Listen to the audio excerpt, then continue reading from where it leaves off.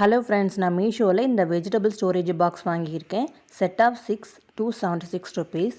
டிரான்ஸ்பரண்ட்டாக இருக்கிறதால எந்த பாக்ஸில் என்ன வெஜிடபிள் வச்சுருக்கோன்னு ஈஸியாக பார்த்து நம்ம எடுத்துக்கலாம்.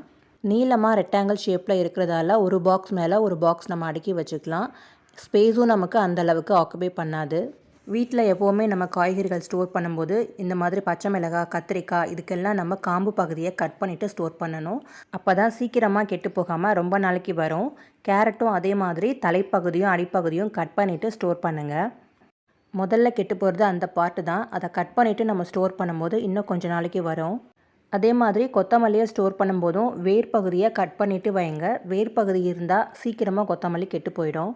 கருவேப்பிலை ஸ்டோர் பண்ணும்போது நிறைய பேர் அதை உருவி டப்பாவில் போட்டு வச்சுருப்பாங்க. அந்த மாதிரி உருவிட்டு நம்ம ஸ்டோர் பண்ணோன்னா கருவேப்பிலை சீக்கிரமாக காஞ்சு போயிடும். கருவேப்பிலையை எப்போவும் உருவாமல் கொத்து கொத்தாக அந்த பிரான்ச்சோடையே தான் நம்ம ஸ்டோர் பண்ணி வைக்கணும். கூட கொஞ்சம் நாள் வரை